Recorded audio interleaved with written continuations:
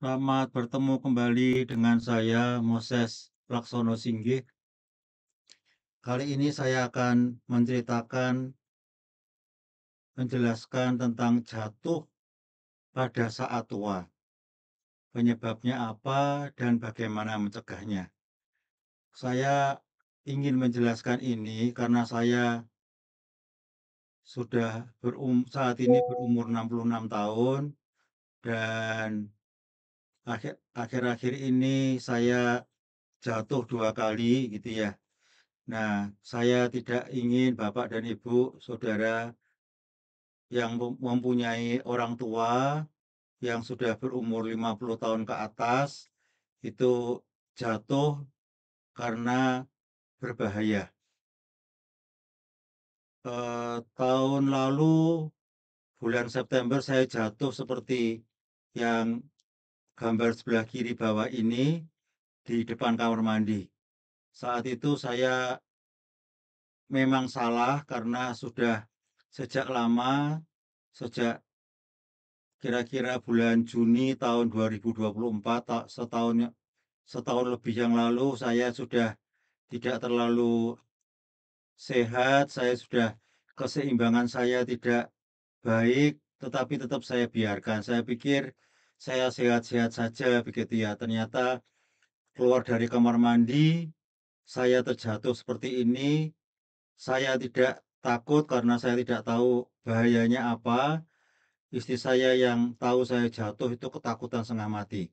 Jadi orang tua yang sudah berumur 50 tahun ke atas harus melakukan pencegahan seperti yang nanti akan saya jelaskan.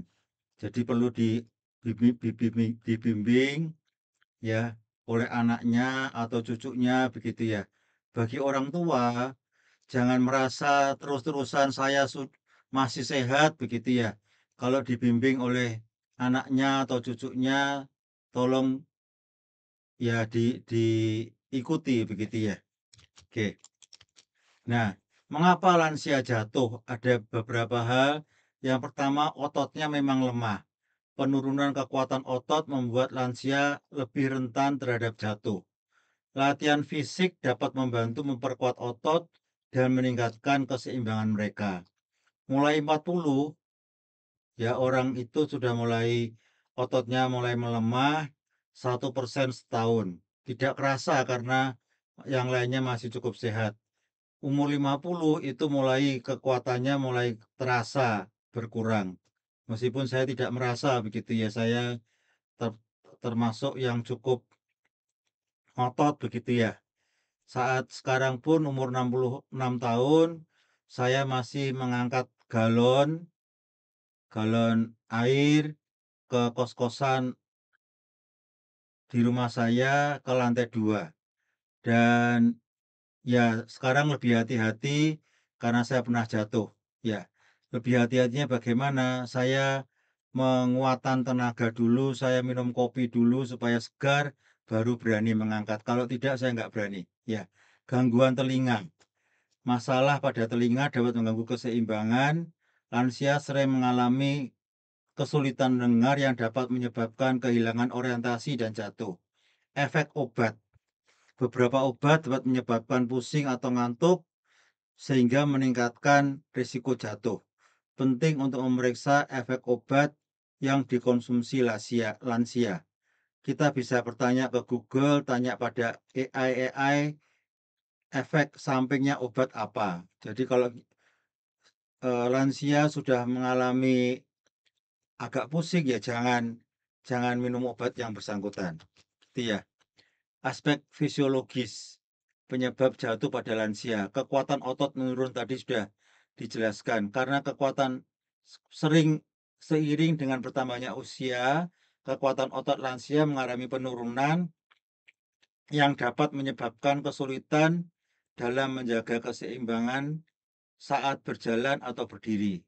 Nah, pada saat saya jatuh di depan kamar mandi, saya bisa langsung bangun dan saya bersyukur tidak terjadi apa-apa karena saya bisa jatuh seperti yang gambar pertama tadi, saya tidak kena tangga di depan kamar mandi karena tangan saya yang menopang kepala saya, itu ya. Tapi tangan saya sakit, siku tangan saya sakit.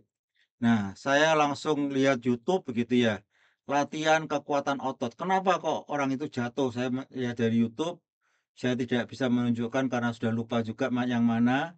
Nah, intinya yang saya jelaskan ini.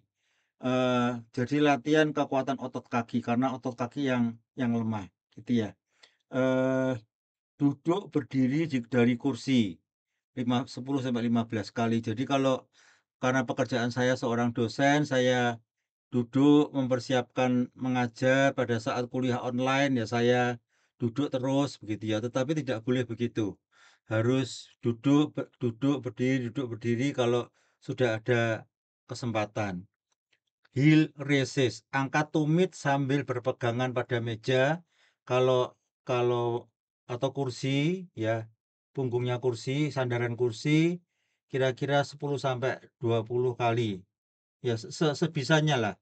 Tadi pagi saya jalan pagi, saya juga sambil jalan pagi saya juga mencoba keseimbangan seperti ini, melatih keseimbangan dengan berdiri kaki kanan, berdiri lagi kaki kiri. Saat ini memang yang jadi masalah bagi saya adalah kaki kanan.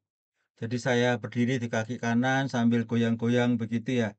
Sambil goyang-goyang, sambil bergoyang karena keseimbangan terganggu, sambil memperkuat otot. Kalau bisa menurut dari YouTube, eh, ya latihannya bertahap, tidak bisa dipaksakan satu hari bisa semuanya. Keseimbangan terganggu. Gangguan pada sistem keseimbangan dapat membuat lansia lebih rentan terhadap risiko jatuh. Ya, nah memang saya sudah mengalami ini cukup lama, tetapi saya tidak merasakan. Saya merasa masih sehat-sehat saja gitu ya. Latihan keseimbangan. Berdiri di satu kaki, bertahan 10 sampai 15 detik. Ya, kalau parah itu harus di pinggirnya ada kursi, sandaran kursi supaya bisa berpegangan. Nah, kalau sudah bisa berjalan lebih sedikit lagi, nah ini, ya, berjalan di garis lurus. Jadi kaki kiri di sini, kaki kanannya di depannya, kaki kirinya di depannya lagi. Jadi melangkahnya seperti itu. Nah, ini cukup cukup sulit, ya, cukup sulit, tetapi harus dilatih. Kalau tidak bisa ya nggak apa-apa, eee, berjalan, sedikit-sedikit, agak kalau akan jatuh ya jangan dipaksakan, latihan sedikit-sedikit, ya. Mungkin satu 2 langkah, latihan lagi. Penglihatan berkurang. Penurunan kemampuan penglihatan dapat menyebabkan lansia tidak menyadari bahaya sekitarnya. Jadi rasanya masih sehat-sehat saja gitu ya, ternyata penglihatannya sudah berkurang, nanti saya jelaskan. Seperti benda atau permukaan yang tidak rata meningkatkan kemungkinan jatuh. Ini saya alami pada akhir-akhir ini, memang saya sudah kena sakit gula sekitar 7 tahun yang lalu. Saya berusaha untuk makan makanan sehat, meskipun kadang-kadang juga minum, kopi saset itu ya, yang gulanya cukup banyak. Nah, salah saya adalah saya merasa saya makan makanan sehat dan obat gulanya tidak saya minum. Akibatnya penglihatan saya sangat berkurang. Apa artinya? Saya pada saat melihat di layar laptop itu tidak bisa fokus melihat tulisan apa yang saya baca. Jadi beberapa bulan saya tidak bisa melihat dengan baik. Saya tusuk jarum, saya tanyakan kepada terapisnya, saya tidak bisa melihat dengan jelas, tolong ditusuk jarum. Loh, tidak bisa melihatnya bagaimana? Ya saya tidak bisa menjelaskan. Nah, ternyata 4 September 2025 saya periksa gula darah saya tinggi, gula darah puasa 287 dan HbA1c-nya 11,5. Itu hari Kamis, hari Jumatnya hari libur, 5 September hari libur, 6 September saya langsung periksa dokter, spesialis yang konsultan dan diberi obat. Bersyukur mulai Senin saya minum obat, 2 obat, pagi 1 obat, dan suntik insulin 12 unit, siangnya 1 obat lagi, dan mulai Senin dan seterusnya sampai sekarang 20 Oktober, setiap kali saya memeriksa gula darah saya normal. Itu saya bersyukur dan penglihatan saya berangsur-angsur pulih. Nah, sekarang sudah bisa melihat dengan jelas. Penyakit dan obat, ya, stroke itu menyebabkan kerusakan syaraf. Tentunya akan meningkatkan risiko jatuh pada lansia. Parkinson, penyakit yang mengganggu keseimbangan dan koordinasi sehingga meningkatkan kemungkinan jatuh. Jadi kalau sudah stroke atau sakit Parkinson ya jangan, bahasa Jawanya jarak begitu ya, berusaha atau merasa masih kuat, keseimbangannya tidak terganggu, ya kita harus sadar yang mengalami sakit seperti ini. Faktor lingkungan, rumah yang aman dengan pencahayaan baik, lantai anti selip, mengurangi risiko jatuh. Ya, rumah yang berisiko sebelah kanan ini lantainya licin dan pencahayaannya tidak terlalu baik. Nah, yang kiri ini pencahayaannya baik, terang begitu ya. Sekali lagi, Bapak dan Ibu atau orang tua yang sudah umurnya 50 tahun ke atas, jangan sok-sokan lagi, tetapi kita harus sadar bahwa kondisi memang sudah berkurang, karena itu rumahnya harus dibuat terang seperti ini. Kalau nggak terang ya akan mengakibatkan kita bisa jatuh. Ya, yang lain, dampak jatuh. Ya, itu untuk apa? Untuk menyadari dan menghadapi risiko jatuh pada lansia. Bisa pada patah tulang, bisa cedera kepala. Yang sering terjadi adalah patah pada tulang pinggul ini, atau sini, ya, di apa? Di dada ini. Ya, ini seringkali kebentur dan bisa patah. Atau cedera kepala dan akibatnya bisa gegar otak. Nah, ini yang bahaya. Pada saat saya memelihara mertua, itu istri saya mengingatkan, jangan sampai jatuh gitu ya. Nah, penyakit juga ada satu lagi yang dialami mertua saya. Mertua saya duduk baik-baik, duduk baik di kursi pendek ya, bukan kursi yang tinggi gini, kursi pendek sekali. Ternyata pada pagi-pagi sekitar jam 10 pagi begitu, meskipun di kursi pendek, tahu-tahu jatuh dan nabrak, bukan pohon, tetapi nabrak tiang, tiang belakang rumah. Dan sini, alisnya sini harus dijahit. Nah, lalu diperiksa, ternyata stroke ringan. Jadi sekali lagi Bapak dan Ibu yang sudah berumur, yang punya orang tua, kakak, atau siapa yang sudah berumur 50 tahun ke atas, hati-hati ya. Selain itu pengalaman jatuh, nah ini lebih yang jelek lagi, pengalaman jatuh bisa menimbulkan depresi dan ketakutan yang berkepanjangan, membuat mereka enggan bergerak dan beraktivitas kembali. Jangan ya. Saya jatuh di rumah 1 kali, dan pada saat di kampus juga pernah jatuh. Ya, teman-teman yang menguji bersama-sama saya ketakutan sekali. "Kenapa kenapa?" Begitu ya. Memang saya katakan, "Nggak apa-apa," begitu ya, karena saya malu juga, ya. Jadi kejadiannya saat itu adalah saya menancapkan kabel kabel charger laptop di atas meja. Nah, terus terang karena kepala saya tidak terlalu sehat, bahasa Jawanya gliyeng gitu ya, keseimbangan terganggu. Pada saat saya mundur, kursinya sudah mundur, saya pengen langsung duduk dan saya duduk di lantai dan akibatnya jatuh, gitu ya. Tapi saya bersyukur tidak ketakutan jatuh lagi. Ya, tidak ketakutan jatuh lagi. Apa yang saya lakukan tadi yang saya katakan, saya latihan. latihan latihan latihan, sekarang sudah mulai lebih sehat meskipun belum terlalu sehat. Setiap pagi saya berjalan setengah jam sampai 3 berapa jam, kalau Sabtu saya berjalan 1 jam gitu ya. Karena kalau hari biasa harus bekerja pagi-pagi sehingga tidak bisa jalan lama, itu ya. Pencegahan medis, pemeriksaan tekanan darah. Pemeriksaan rutin tekanan darah dapat membantu mendeteksi masalah kesehatan yang berisiko sehingga lansia dapat menerima perawatan lebih awal dan mengurangi risiko jatuh. Fisioterapi, melalui fisioterapi, lansia dapat meningkatkan kekuatan otot dan keseimbangan, ya, atau tusuk jarum ya, akupunktur ya, untuk mencegah jatuh dan meningkatkan mobilitas sehari-hari. Vitamin D yang cukup berperan penting dalam kesehatan tulang, ya, kalau tulang kita kuat, maka bisa membantu mencegah patah tulang akibat jatuh dan mendukung kesehatan secara keseluruhan. Nah, modifikasi rumah untuk lansia. Nah, ini mungkin terlalu lebay begitu ya. Rumah di pinggirnya ada pegangan begini. Tetapi yang saya lakukan untuk mertua saya, di kamar mandi ada pegangan seperti ini.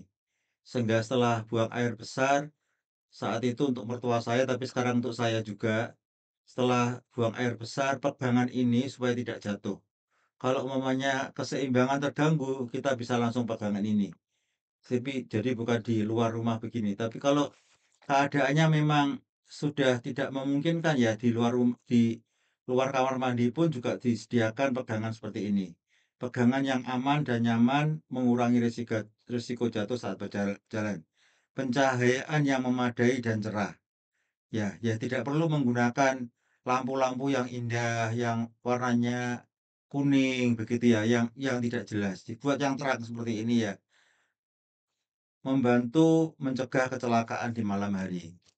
Nah, dukungan keluarga, ya, anaknya atau anaknya atau cucunya membantu ibu yang sudah tua ini, ya. A- Alat bantu untuk memudahkan bergerak, memudahkan lansia pergerakan sehari-hari. Ini pendampingan sebelah sini sebenarnya ya. Nah, ini alat bantu, ya. Mungkin kursi roda begini, atau kalau masih tidak terlalu berat bisa tongkat begini.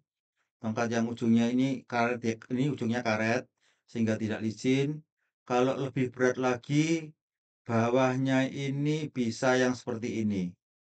Ya, jadi yang bukan bukan lancip begini tetapi yang ada pengangkatnya. Ada tempat bawa barang yang bisa didorong. Kalau lebih berat lagi bisa yang ini. Jadi orangnya yang ini ya. Orangnya sambil berjalan, ya ini orang sambil berjalan ada rodanya. Ini ada penyetopnya. Jadi itu alat-alat yang bisa dipakai. Ya, pencegahan dan intervensi. Ini hati-hati ya. Latihan beban ringan, resistance exercise, asupan protein 20 sampai 30 gram tiap makan. Misalnya ikan, telur, tempe, ini protein ya. Vitamin D yang cukup, berjemur di matahari pagi ya. Tidur cukup dan manajemen stres ya, nggak usah stres-stres lah, pekerjaan dikurangi gitu ya. Evaluasi rutin kekuatan genggaman dan kecepatan jalan juga keseimbangan. Artinya apa? Seperti tadi pagi yang saya lakukan, pada saat berjalan kaki saya mencoba kaki saya seimbang atau tidak. Nah, kalau tidak seimbang dilatih lagi. Jadi jangan bergaya asal-asalan, eee, berjalan yang tidak seimbang. Pesan dan harapan yang terakhir, ya, jatuh bukan hal yang sepele, ya, untuk orang-orang yang sudah tua, ya. Tapi bisa dicegah dengan perhatian dari orang lain, termasuk perhatian dari orang itu sendiri. Saya sekarang hati-hati kalau berjalan, istri saya juga saya minta hati-hati kalau berjalan. Demikian juga latihan, ya, latihan supaya kakinya kuat begitu ya. Lalu kasih dari keluarga. Terima kasih atas perhatian Bapak, Ibu, Saudara. Semoga video ini bisa membantu Bapak, Ibu, Saudara untuk tidak jatuh sehingga sehat sampai tua.